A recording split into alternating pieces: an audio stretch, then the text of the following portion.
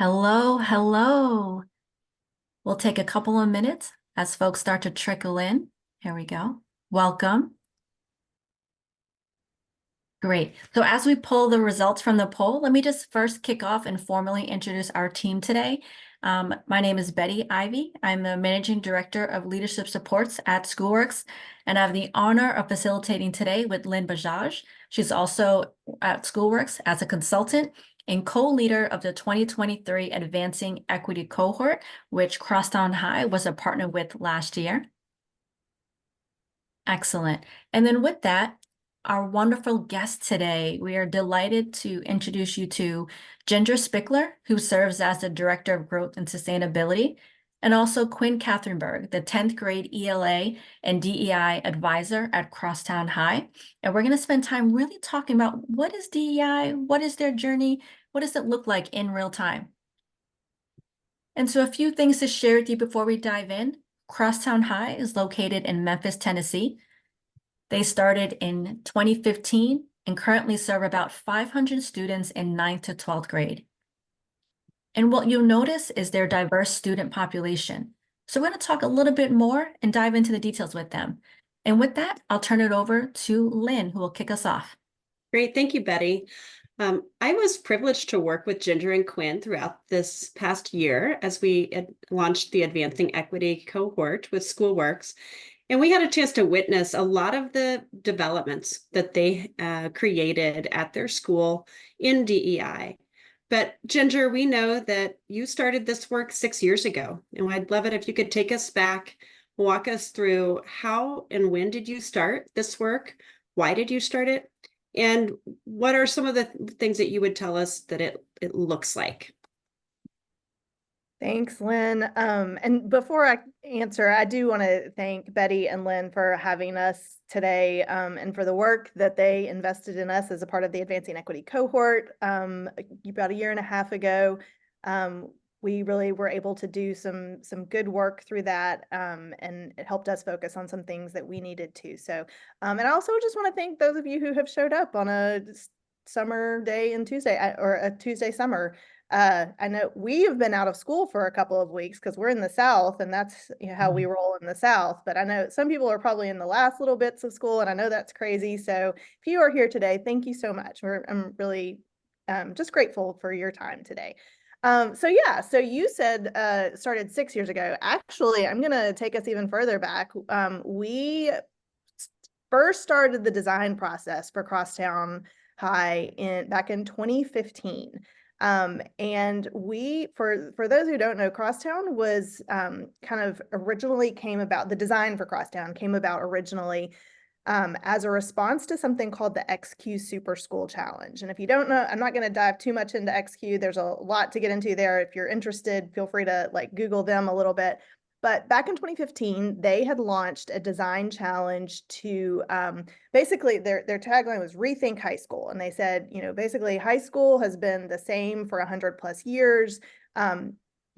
Statistics, so many different statistics show that it's just not working for a lot of students. And so we want teams from across the country to reimagine, to rethink what high school could look like. And the design process that they laid out for these teams who are going to apply for this super school challenge, is what they called it, was a design thinking based process. And if you're not familiar with design thinking, it's basically it's a human-centered design process that really tries to put the needs of the end users at the center of your design process. So basically, instead of just coming with all your great ideas that you think you already have, and just building from those, it says no, take yourself out of it, put the end user at the center of it, and design from there. So having said that, I'm going to go ahead and confess that we did that for the most part. But I think the thing that we did start the design process knowing was that we wanted our space to be a space that really represented the beautiful diversity of our community. In Memphis, as in a lot of cities and communities across the country, there is still a lot of segregation in our schools, whether that is racial segregation or segregation by, tested ability level. There's just a lot of that still exists. And, as both a member of the Memphis community, I had seen that and seen, what, kind of the results of that in our community. As a parent of children in our public schools in Memphis, we had experienced it and some of the challenges of that. And so we went into this process kind of knowing that we wanted to be a diverse space. But what was really beautiful was that in that initial, the empathy is the first phase of design thinking. And so they say, like, go out to your community, talk to them, talk to students, talk to educators, talk to family members, talk to community leaders. That kind of, bias that we came in with was really validated because really and truly across the board, the people that we talked to said that students need to be in spaces where not everybody is just like them. I remember having a conversation with the CEO of the largest healthcare system in Memphis, the Methodist Hospital, and him saying, like, we need employees who know how to navigate diverse spaces, who can work with a range of different people, who treat people with respect and dignity, no matter, what station that they are in.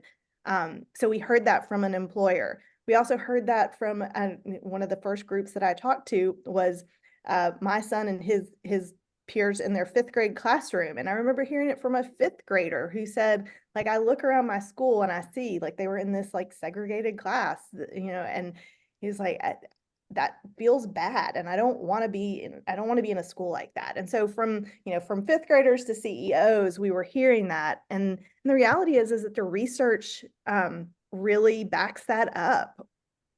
We do better work in groups when there is a diverse range of perspectives. And so that was really the foundation of how we started this school. And it is a challenge that we continue to wrestle with even today, which is what we're going to be talking about today. Great. Thank you so much, Ginger. I love that you're noting the responsiveness to your community rather than just what you as the designers think the community might need. I think that's such a great example of equity in action. When we look around the country and we do this work, what we hear often is that schools who have stalled in their equity work, they say to us, we keep talking about equity, but we are not actually doing something. And one of the things that our team was really impressed with Crosstown is that you are doing things. Your efforts are resulting in actions, and they're very intentional actions. Can you provide a few examples of what you've done and what equity looks like at Crosstown? Hi, thanks, Lynn. So I want to first start with my journey to Crosstown. I just came a couple years ago, and so I just love hearing the story, the origin story of Crosstown, and thinking about my place in it too. One thing that was very clear to me when I was talking to people when I was applying to Crosstown, the colleagues were telling me, students have voice and choice in everything. And so that, was evident in the design thinking process in creating the school. And then also just on the day-to-day. Students have a lot of choice in their daily classwork, in the projects that they create. And then we also have designated time in the day for everybody to have this choice class that we call Apex. And so this is, there's project-based learning embedded in all academic subjects, but especially in this class, it's created to have a project to it. And so we call this Apex, and there are all kinds of options. The picture that you see here is a sewing class. And so we were getting ready for our annual convention of student work that we call YetiCon, because the Yeti is our mascot. But there's sewing, there's music production. We had a mural class this year, a mural making class where they created a mural out in the community. So all kinds of opportunities for students to work with peers that are different from them, to work on something that a teacher has interest in, and where students can explore something new, and then also to get involved in the community. And so that's been one of the greatest parts about teaching at Crosstown for me too, as a teacher, is to explore this interest that I have, sewing with students too. So lots of voice and choice in students outside of academics as well. We also have in our academics, we do not track our core classes. So you have very diverse learning experiences, backgrounds in students, and I'm speaking from my English perspective. And for example, all students also take at the sophomore level the AP US History class. So they don't sign up for it. Everybody's automatically enrolled in that. And then we also have a full inclusion model. So students are not pulled out for their diverse needs. We have co-teachers, and so that we have a full inclusion model in our academic classes. Another really important part of our equity journey is our partnership with Facing History and ourselves. We live in a region that has an office in the Mid-South. So they have Facing History and Ourselves is an international nonprofit that works with students and also does professional development for teachers, if those of you aren't familiar. And they have different headquarters throughout the United States, like Cincinnati, I think they have some in New York and Boston, California, but we're fortunate to have one in the Mid-South. And so they come in and work with teachers, but also they have lots of opportunities for students to get involved. And their mission is to use lessons of history to challenge students and their teachers to stand up to bigotry and hate. And I also came in with some experience 2 years ago to Crosstown with some experience with Facing History. And so it's been really important to me to see what that also looks like in the Crosstown environment. And then also just we have such a conducive culture, staff culture around growth and reflection. And I'm calling it like a culture of yes. Like teachers are basically allowed to try anything and everything. And, sometimes it works and sometimes it doesn't, but we're always learning and reflecting and failing from that. And I think that there's this kind of like blame-free culture among teachers to try something like a mural in the community, like trickles down to students so that they feel free to try and fail as well. Yeah, I'll just jump in and build on that a little bit. I mean, another way what that looks like is that, it's not just administrators who are standing up in front of, our PD sessions or our meetings and leading either learning or community building sessions. Everybody gets into the act on that, including students. We have students who often come to our professional development sessions and will, lead something. We have kids who participate in every interview that we do. I was actually, right before I got on here, I was rounding up some students for an interview that's happening tomorrow. Because we know that when there are other voices in the mix on, in all of these important conversations to the life of our school, that they're richer, and it is inclusivity in action. We see the benefit of having a diverse range of voices involved. Yeah, so I think, and that of course starts with making sure that we have a diverse range of voices here. And so from our, recruiting students to our hiring practices, and I will stop there and say, we are not perfect in any of these things by far. It is something that we work on every single year to try to get better in, but those are priorities for us. Great. Thank you. Thank you so much, Quinn and Ginger. I feel like one of the things you just said, Ginger, reminds me of some of the conversations that we had throughout the AEC, specifically that the DEI work is an aspiration, not a destination. And I appreciate so much that while you guys are doing some great things, that you're also so reflective and cognizant of the things that you still have to learn, that this is a consistent journey. You've given some great examples as well, some really concrete examples from AP, all students being enrolled in AP classes, specifically AP history, and the alignment of that to this idea of history with facing history in ourselves.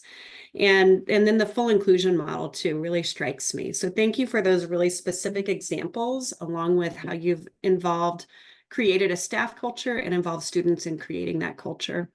As you reflect on all of this, all that you've done and all of the things that you have learned along the way, what are some of those key learnings that you would want to share with folks that are on this webinar?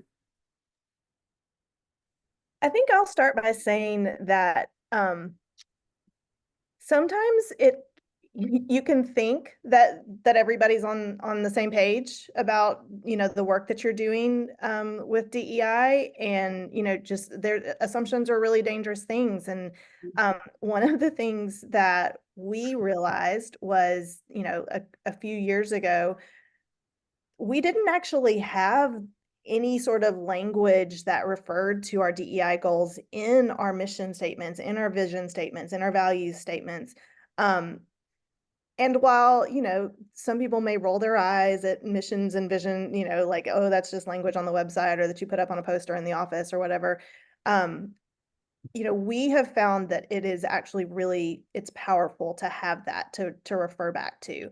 And, you know, so it was important that our goals in these areas, our aspirations, to use your word, Lyn, was really explicit in our in the language that we use to describe the work that we're doing. And so during this was a couple of years ago, during the 22-23 school year, we actually went through a process of looking, you know, stepping back, looking at the language we were using for around our mission and vision and beliefs. Quinn and I were a part of a committee that worked on this for about a year, and we had several other folks who were like working really intensively on it. And then we of course included voices from the staff and students and our parents, family members, to make sure that we were being explicit. And so I won't bore you with the language right now, but if you go to our website, you can see the new language that we came up with, so that it is, you know, it's explicit. And I think the process itself was really powerful, just of inviting all these voices in to say, hey, we want to get on the same page, and we want to be very clear about the work that is important to us and how we are going about doing that work. And we want to make sure that diversity and equity and inclusion are included in those statements, because they do drive our work. Yeah, and going off of what Ginger said, this writing of our mission and vision last year really just had some immediate positive consequences this year, and has been carried by several different people. So I just want to also say, like, Ginger and I are not the only ones working on DEI at Crosstown. So many others are involved too. And the work after the mission and vision writing was really taken up in the academic sphere by our director of academics. And so last year, I think one of our things that we're most proud of is that every teacher had a SMARTY goal that was anchored in diversity, equity, and inclusion. So like SMARTY involves, you know, probably heard of a SMART goal, and then SMARTY involves inclusion, equity. And so I'm just going to share like a quick example of what my goal looked like, because I also found it challenging, just as a teacher myself, to think about what it means to measure equity. But here's my SMARTY goal, and that I think is anchored in our mission and vision. So by March 2024, 90% of English 2 students will be able to effectively and efficiently collaborate with any classmate by continuously practicing heterogeneous, homogeneous, and random grouping strategies in project-based learning focused English content. So just one of the things that I really value is students, not only like having a relationship with diverse students, but students having relationships with each other, and being able to collaborate academically with each other. And so that was something that I wanted to focus on.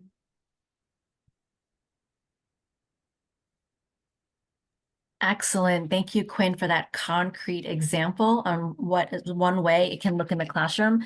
And then Ginger, really appreciate the grounding in the mission and vision. It makes me think of really setting those expectations. Who are we? What do we do? And how do we do it? And being able to spend that year-long effort to ensure that you all have those organic conversations. It's great to hear that's continued throughout this year. And you'll probably do that again in another 5 years, 6 years, to kind of repeat the process as the community grows, as the staff grows, and as we continue. Thank you. So with SchoolWorks, we travel across the country. We speak to a lot of schools, and there's one question that comes up a ton. And we wanted to ask, there are schools who want to begin and or continue their DEI journeys, but we need some guidance. What advice can you give them to take action, to take that next step?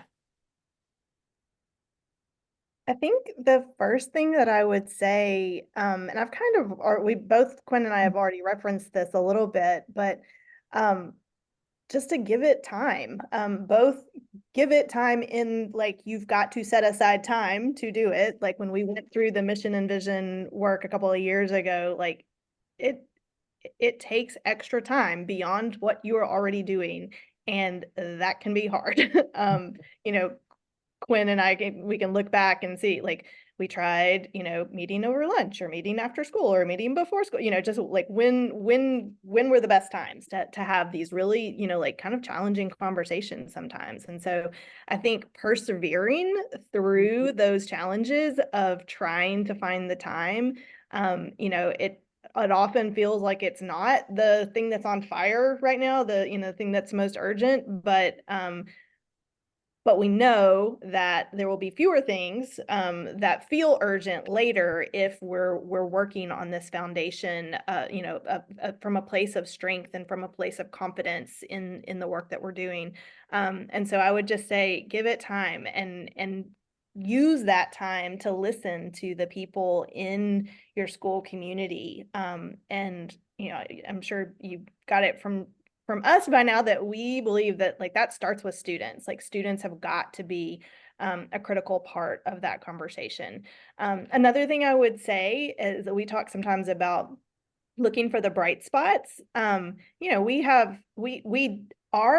We're in a fortunate position in that we started from scratch, right? We were able to hire a whole staff who we from the beginning and say, hey, this is who we are and what we believe, even if it wasn't in our mission statement originally. Like we were pretty clear in conversations. And yet still, you get into the work and it can be hard to make sure that all, 55 members of your staff are doing the same thing and like believe, really espousing the same beliefs. And so we would look for these bright spots. Who was doing something really extraordinary, or not extraordinary, ordinary, but like really solid. And so, say, just kind of those are I always use the phrase coalition of the willing. Like, it takes less energy to bring a group together to do this work, who are excited about it and who are willing to do the work. And then you get to bright spot the work that they have done and say, hey, this is it. This is what we're wanting to do. And I think Quinn had a couple of others. Yeah, I echo what Ginger said, and also just involving students in the process. Ginger also mentioned before that we are an XQ school, and one thing that several teachers have been part of this year is this design collaborative with XQ, and they have these certain design principles that they use to define meaningful learning. And so a couple of those are just what does it mean to have like meaningful, engaged learning for students to be involved in that. And part of that is also like community partnerships. So we also believe that students make these real world connections and learn these life skills, not just in the building, but outside of the building too. And again, I'll highlight Facing History in Ourselves. This was a student study tour that some kids got to participate in, and they traveled around Memphis and looked at some historical sites. And they also got to meet Representative Justin Pearson. And one thing that he said that still sticks with me, and I think students as well, he said, speak even if your voice shakes. And I think that like speaks a little bit to our DEI journey too. You know, we've started small, and I think it's okay to start small and just see where the energy is, because any work is still important work and still progress. And then also facing history, you know, even if you don't live in an area that has trainings, because they do in-person trainings, they also have a lot of online resources and virtual trainings related to DEI. And so I just really recommend that organization, or think of other organizations in your community that are doing DEI or other kinds of ways that you could partner outside of the building too. Thank you. What a powerful quote. I've immediately felt that when you said it. And thank you, Ginger, for talking through some of that quadrant 2 work, right? It's the hardest, especially when you are serving kids in a school with a million demands. They say on average, a school leader needs to make 1,500 decisions in a day. And so just really talking through, like, it is important, it may not be urgent, but taking those small steps and developing that plan as your school did will help you get that bite-sized progress over time.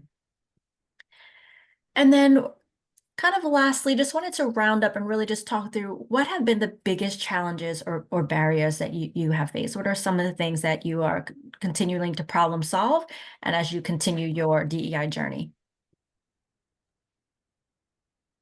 I'm going to give an example of being in the English classroom. So I teach 10th grade English. It's a tested subject, and we live in this culture in Memphis in the United States where there's just a lot of pressure around test scores.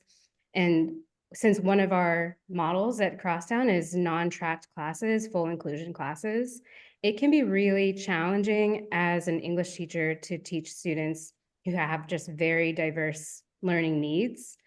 And especially like reflecting at the end of the year, I wonder, you know, did I serve students well on either ends of the spectrum?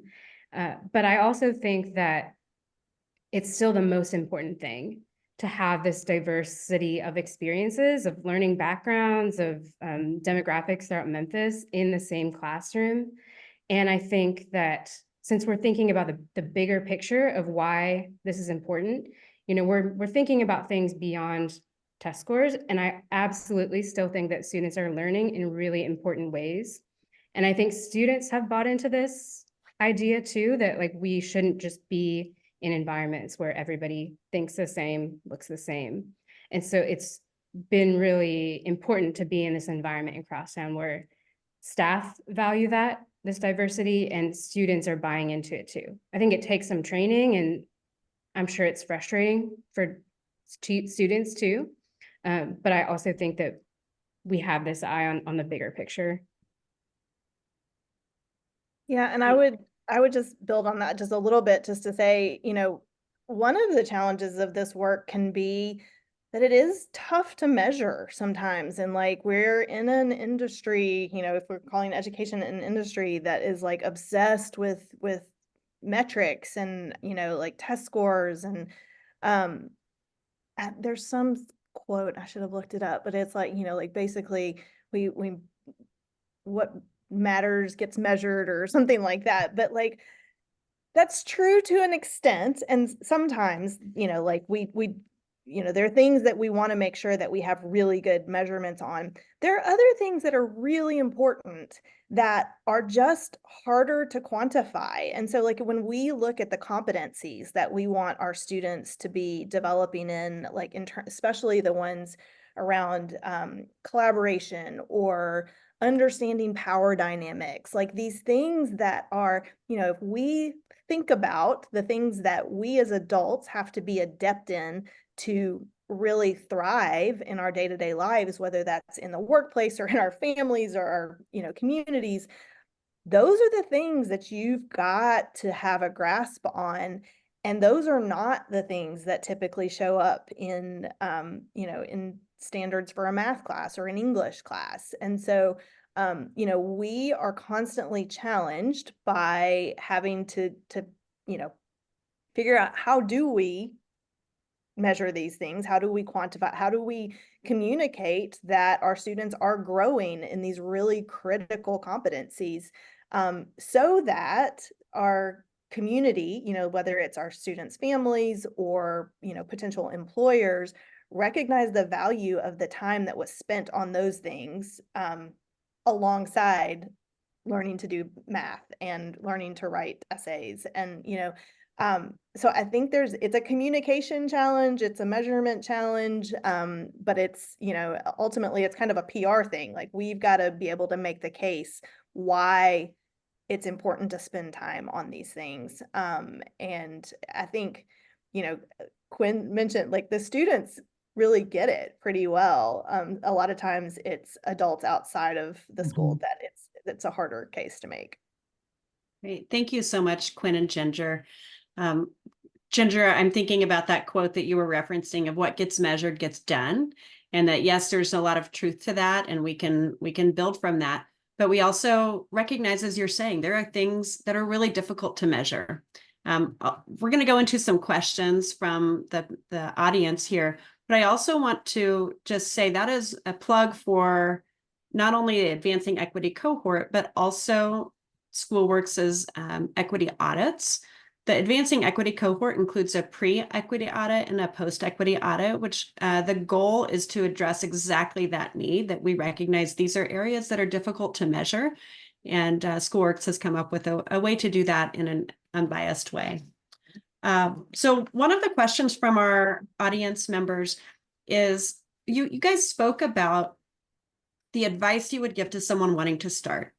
But one of the questions from our audience members is, what advice would you give when the state that you live in is actively trying to make this difficult to talk about, making it illegal? What do you do? What advice might you give to someone on how to get started, even in that environment?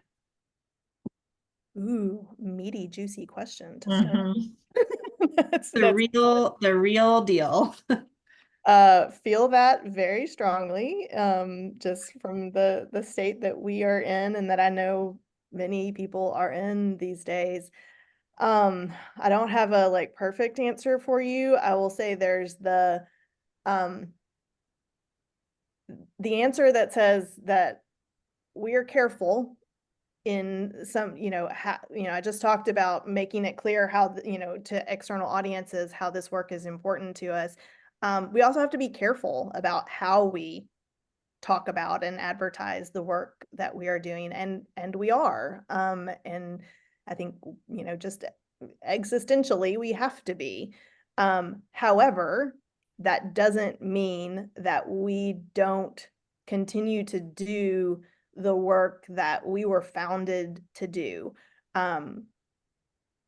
That we are still helping, I just mentioned, helping students understand power dynamics. There's a lot of different ways that you can do that. And those skills are then transferable, and students are smart. And as they develop these, these competencies in situations in your classroom that, aren't going to get you on the front headlines of the state paper in ways that you don't want to be, they get it, and they then are able to transfer those skills to spaces where they can speak out in ways that are, not yet illegal, at least. I don't know, Quinn, would you add anything to that? Yeah, this is tough. Students are smart, and they also want to talk about these things. And I think it's really important that we provide spaces for them to do that, where they get practice talking about difficult things now. But it is challenging. As an English teacher, if I would choose a text that I thought may have been challenged, it was rarely challenged by students, but from outside forces. A lot of the times I would create the culture for students to have the conversation and to put the questioning and the discussion back on them, because and you have to like teach them how to facilitate and how to speak humanely about topics. But I think that when it's coming from them, you know, it maybe that saves you a little bit. Yeah, but it is tough. I also just finished reading a book with students about disability rights activism, and it was a memoir. And so there are just like lots of opportunities to talk about equity and inclusion and humanity that are not as controversial. So I think there are lots of ways to do that. And I know I'm coming from my English background, but like using literature, using poetry. And I Yeah. really appreciate that example. I think, one thing we often talk about is focus on the work and not the words whenever we're looking at those tricky situations. And so many of the things that you guys have talked about are exactly that. You're focusing on diverse by design, getting a diverse group of students. You're focusing on intentional inclusion of students to meet their needs. You're focusing on a staff culture of collaboration and student voice. All of those things are essentially not controversial, right? Those are places where you can start. And then Quinn, your comment about being able to identify a different area, where you can focus on the needs that students have through literature, and then letting students make those connections, because students are smart and they will make those connections. And when it comes from students, it's purely legal. So thank you. That's a great question from one of our attendees. I appreciate that. I think we have time for a couple more questions. One question I'd like to go to is, Quinn, you have a really unique role as a DEI advisor. Can you talk about your role, how you spend your time, what that piece of your job is, and how you have leveraged it at Crosstown? Yeah, I would say the majority of my time this year involved my work with partnerships like Facing History, and then engaging students in that work too. Also, a lot of it is just like the informal kind of work of building relationships with students, with staff, getting to know what they care about, the problems that they're facing in their subject area or teaching, and advocating for them when I can. And so that, again, I think that work is a little bit hard to measure. It's relationship building. Sometimes my role involves mediating DEI related issues when they occur. I will confess that I was worried about that when I took this position last year, because I didn't feel equipped to handle all DEI related issues at school. But I also see my position as empowering others to handle issues when they arise, and me not being like the DEI problem solver, if that makes sense. Yeah. So a lot of my time is spent kind of like building relationships, thinking about people, what they care about, what they value. Great. Thank you. I appreciate that. Can we skip and I'd like to talk about next year. What are you guys planning to focus on and prioritize next year? I can jump in with one thing that's happening right now. So our academic lead, academic lead asked me, like, if you can make one change at Crosstown, what would it be? And I said that I would get everyone on staff restorative justice trained. We have this team of individuals that we call our student support team, and they handle a lot of discipline when that occurs. So that's not solely on the classroom teacher. And a lot of them are trained in restorative justice methods related to like circle processes and hearing perspectives when harm occurs. But I think that restorative justice is bigger than just like when harm occurs in the classroom. And I think it's important to think about the proactivity of relationships and community before the harm occurs. And so some of our staff will be participating in a virtual conference this summer to get some more training on restorative justice. So I'm looking at what that will look like at Crosstown. That's a great concrete next step. I appreciate that. Anything you'd like to add, Ginger? Yeah, I think so. Quinn talked about how this year, this school year that we just wrapped up, the academic team really did a great job of creating SMART goals that were aligned to our mission and vision. And I think that was a good example of like, we went where the energy was, where there was, kind of a willing group that wanted to do that. Unfortunately, it was our biggest team, our academic team was doing that. And so this year we are spending time this summer making sure that all teams in the school are taking the time first at like a leadership level of trying to establish, what are some big goals, and then making sure that everybody on staff is developing these SMART goals aligned to their own specific work and aligned to our our school-wide mission and vision, so that we, as hard as it can be sometimes, we can see the progress that we are making. We can say, hey, we started the year wanting to do this, and this is where we got. And not, we're never gonna have 100% meeting of those goals, but we're always going to get a lot closer to them by actually saying what they are. So that's one thing that we're working on over the summer. Great. I just want to say thank you to both of you. Personally, I've enjoyed working with you over the last year and a half. I've learned a lot from you, and I think the rest of our group has also learned from your work and your experience as well. And I think you guys have been just a great example of this concept that equity is an aspiration, not a destination. You are doing great things, and that at the same time, you're always reflecting and thinking about how to do things different or better, which that flexibility and thinking is just epitomizes this work in equity. So thank you guys. Yes, thank you. It's been, such a privilege. We've learned a ton from you. And thank you everyone for joining us today on our webinar. I hope you walked away with 1 to 2 ideas and strategies that you can bring back to your schools, your organization, your district. And just like that, right on time, I'm going to officially close us out. Feel free to connect with us. Thank you again, and we look forward to seeing you on the next one. Thank you, everyone.